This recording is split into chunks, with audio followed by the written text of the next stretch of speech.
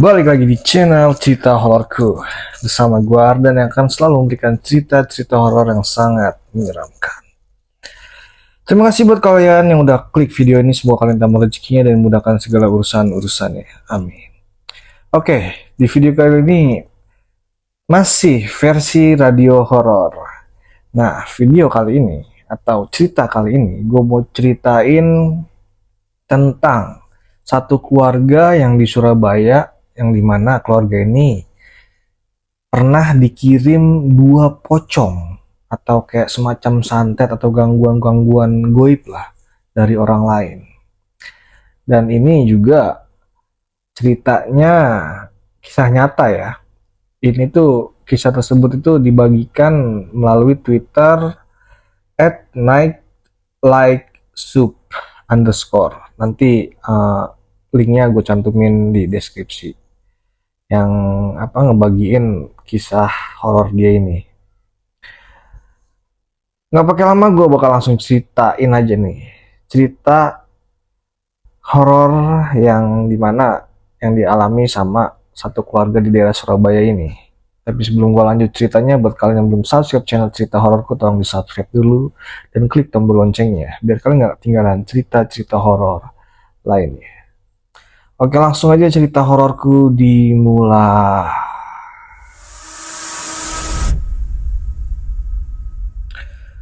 Cerita horor ini datang dari keluarga di Surabaya yang mengalami teror pocong.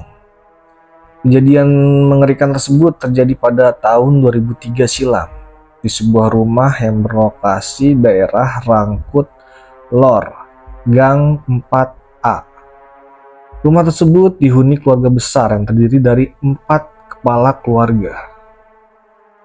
Nah, saat itu yang membagikan cerita horor ini mengaku saat itu masih berusia anak-anak lah, masih duduk di bangku taman kanak-kanak, TK besar lah. Tapi dia masih ingat betul tuh kejadian horor itu pertama kali muncul saat malam Jumat Legi. Malam itu ia tengah mencari-cari sesuatu yang bisa dimakan dari dalam kulkas. Tiba-tiba gorden yang berada di sampingnya gerak-gerak sendiri. Hal yang sama pun terjadi pada gorden kaca di ruang tamu. Terus tiba-tiba ada bau busuk nih dan ada angin lirih, kering gitu rasanya. Meski usianya masih anak-anak, dia cukup berani nih, lantaran kan penasaran. Namanya anak kecil kan penasaran pasti tinggi. Di jalan tuh memberanikan diri buat membuka gorden yang ada di ruang tamu. Pas dia buka, dia melihat penampakan pocong di kaca tersebut. Wajahnya hitam dan gosong, gak ada matanya, hidung dan mulut. Itu benar-benar membuat dia merinding ketakutan lah. Terus anak itu kemudian berjalan menjauh nih. Mulutnya cuma bisa menganga. Alih-alih pengen teriak, tapi sepatah kata pun nggak ada yang keluar dari mulutnya. Ia kemudian balik badan dan berjalan menuju kamar sang nenek, yang dimana si neneknya ini mengalami masalah penglihatan nih akibat stroke. Bukannya aman, teror kembali berlanjut nih. Bahkan di dalam kamar dia melihat pocong dengan lebih jelas. Tentu penampakan yang lebih mengerikan lah dibanding yang di kaca. Badannya lebih besar dengan tengkorak tanpa bola mata. Bahkan sosok tersebut mengeluarkan suara mengeram yang menambah kesan lebih mengerikan lagi.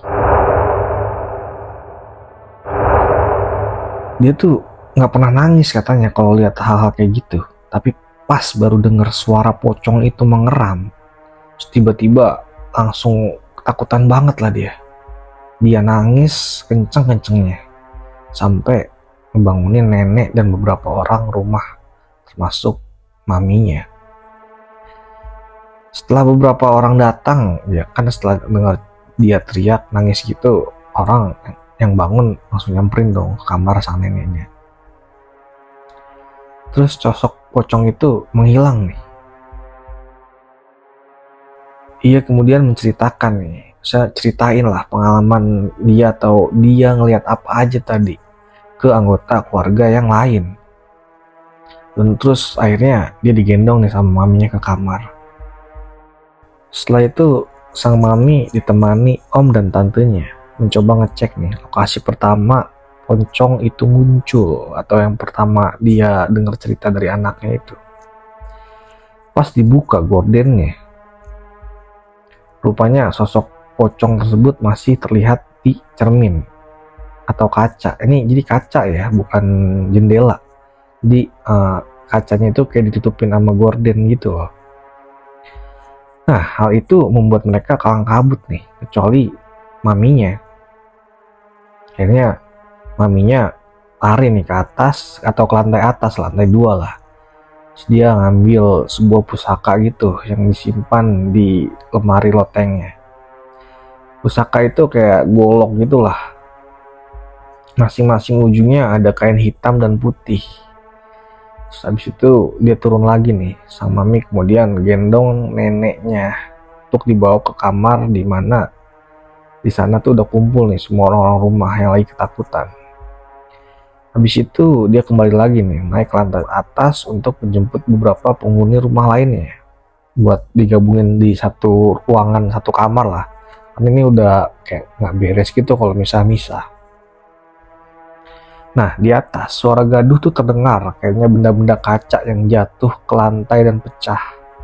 Disusul suara umpatan-umpatan khas Surabaya yang keluar dari mulut sang mami, anak yang melihat pocong itu.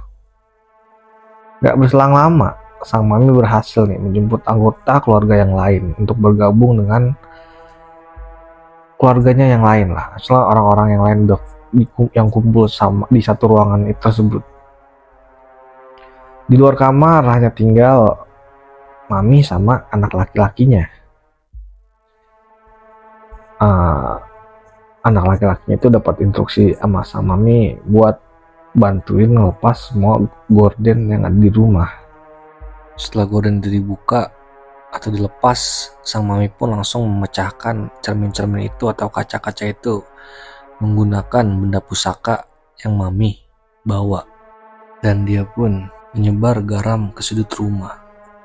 Yang lebih menyeramkan lagi, pocongnya tuh kayak ngawang di atas TV. Satunya lagi di depan pintu kamar om dan tante. Terus si mami langsung siram aja tuh pakai garam. Dan mereka langsung hilang gitu aja tuh. Dirasa udah aman, akhirnya si mami sama anaknya itu, anak laki-lakinya langsung turun nih. Semalam itu tuh benar-benar kacau banget lah sampai dini hari. Dan teror pocong tersebut belum berhenti nih. Waktu si mami sama anak laki-laki itu ke kamar, dia mau bawa minuman lah untuk anggota keluarga yang lain. Karena kan mereka diem aja tuh di dalam satu ruangan atau satu kamar lah pada ngumpul. Dia mau dibawain minuman, ternyata sosok pocong itu ngikutin si mami dari belakang nih. Dan gak cuma ngikutin doang, hantu pocong tersebut bahkan sampai meludahi punggungnya si mami. Hal itu kemudian membuat si mami tuh yakin banget nih kalau pocong-pocong itu yang melakukan teror itu pada keluarganya merupakan pocong kiriman dari seseorang. Mereka itu sampai bisa ngeludah gitu ya, artinya fix lah itu pocong ini nggak murni alias dikendaliin lah sama orang. Karena sejatinya mereka itu sebenarnya juga takut buat menampakkan dirinya ke kita, ke manusia lah. Dalam kondisi kayak gitu, mereka yang kumpul dalam satu ruangan cuma bisa berdoa nih dengan keyakinan dan kepercayaan masing-masing. Hingga akhirnya terdengarlah suara azan. Terus pocong-pocong itu udah nggak lagi nampakin aktivitasnya. Sang mami tuh langsung meminta agar keluarga untuk segera mengambil air wudhu nih. Dan sementara anggota keluarga yang Katolik mengambil rosario. Waktu itu tuh berjalan seolah sangat lama banget. Sampai akhirnya pagi yang dinanti pun datang nih. Satu keluarga besar itu kemudian sibuk nih dengan tugasnya masing-masing terkait teror yang terjadi semalam. Ada yang lapor polisi, ke kepala desa, ke aparat, hingga ada yang ke dokter untuk memeriksa kondisi sang nenek, takutnya kenapa-napa kan. Nah, sementara itu si mami ini dibantu sama suami dari salah satu temannya ke loteng rumahnya itu. Mereka kemudian naik ke atas genteng untuk mencari sesuatu yang mencurigakan. Ya bener aja nih, sesampainya di genteng, mereka menemukan 2 bungkusan kain kafan berukuran kecil, bentuknya kayak agak lonjong gitu. Pas dibuka, isinya tuh pretelan tulang campur tanah. Aromanya tuh gak enak banget lah. Udah fix banget itu tanah kuburan. Nah, pada akhirnya bungkusan itu kemudian didoain nih, rame-rame sama warga dan salah satu orang pintar di desa tersebut lah, bersama rombongan teman-teman dari pondok pesantren. Nah, hal itu tuh dilakukan untuk mengetahui nih siapa pengirim teror pocong itu. Ritual berdoa beramai-ramai itu disaksikan oleh warga sekitar nih. Nah, 2 bungkusan tersebut kemudian terbang ke arah rumah sang pengirim. Ternyata rumah tersebut itu tidak lain adalah tetangga dekat sendiri. Rumahnya berada di depan rumah keluarga besar sang nenek, yang dihuni oleh anak, menantu, dan cucunya. Ternyata masih keluarga lah. Dia itu diketahui sebagai seorang tukang jahit yang tajir. Ia memiliki tanah luas dan kos-kosan. Ya, hubungan 2 keluarga tersebut sebelumnya ya terbilang baik-baik aja. Nggak tahu nih motifnya apa nih, dia sampai ngirim santet atau pocong-pocong tersebut buat neror keluarga sang nenek. Akhirnya polisi mencoba nih memanggil pemilik rumah, tapi nggak ada jawaban nih. Sampai akhirnya pintu rumah tuh dibuka dengan paksa lah, didobrak sama polisi dan warga. Dan sampai di dalam rumah, mereka semua tuh terkejut. Polisi, warga, dan keluarga besar nenek tuh benar-benar terkejut lah melihat kalau ada di dalam atau suatu ruangan itu ada terdapat pecahan kaca, boneka, dan peralatan-peralatan yang identik digunakan untuk santet. Pokoknya berserakan lah di dalam sana tuh. Dan pada hari berikutnya akhirnya polisi berhasil nih mengamankan dukun santet tersebut di rumahnya yang lain. Nah, soalnya polisi ini dapat info nih dari salah satu penghuni kosan yang membocorkan atau ngasih tahu kalau dia tuh pernah diajak ketemu sama pemilik kos di rumahnya yang lain buat bayar listrik. Jadi dia bocorin nih lokasi rumah si dukun santet ini yang satu lagi. Ya, akhirnya 1 tahun kemudian setelah dukun santet itu ditangkap sama polisi, yang cerita atau share kisah horor ini, dia udah nggak diteror lagi sama santet atau kiriman-kiriman pocong yang mengerikan lah. Dan tanah beserta rumah dan kos-kosan milik dukun itu akhirnya dibeli sama seseorang nih. Semua bangun-bangunnya, rumahnya itu udah dibongkar. Tapi ada salah satu petak ruangan di pojok rumah yang belum dibongkar. Nggak tahu itu apa tuh. Mungkin itu salah satu ruangan yang pernah dipakai buat ritual nyantet atau apalah. Ya alhamdulillah akhirnya dia udah nggak ngalamin teror atau melihat pocong-pocong di rumahnya lagi setelah dukun itu ditangkap sama polisi.